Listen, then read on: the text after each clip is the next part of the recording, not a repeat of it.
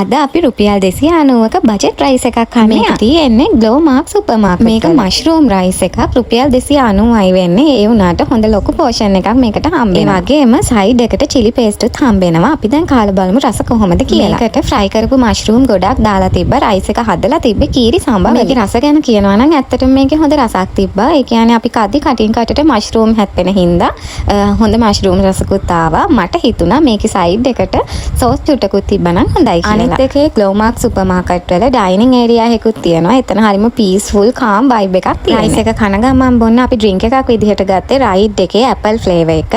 මට නම් ඒක ලොකුවට සෙට් උන්නේ නැහැ. හැබැයි අර ඇපල් ෆ්ලේවර් එකට කැමති කට්ටිය ඒකට කැමති වෙයි කියලා මට හිතෙනවා. ඩෙසර්ට් එකට කන්න ගත්තේ ප්ලම්ස් ගෙඩියක්. මේක ග්‍රෑම් 70ක් විතර තිබ්බ ගෙඩියක්. මේක උනා රුපියල් 140ක් විතර. මම ඊට කලින් ප්ලම්ස් කාලා තියෙනවා. අර ගොඩ කාලෙකින් කාලා නැති හින්දා ජොලියටත් එක්ක ගත්තා. ඒක නම් ලොකු පැණි රසක් තිබ්බේ නැහැ. හැබැයි ඉතින් හොඳයි අවුලක් නැහැ. මේක ලෙල්ල පිටින් කන්න පුළුවන්. මැද සීඩ් එකක් තියෙනවා. ඒක අයින් කරන්න ඕනේ කාලා. ඔය විදිහට තමයි ග්ලෝ මාක් එකේ අපේ එක්ස්පීරියන්ස් එක. බයි.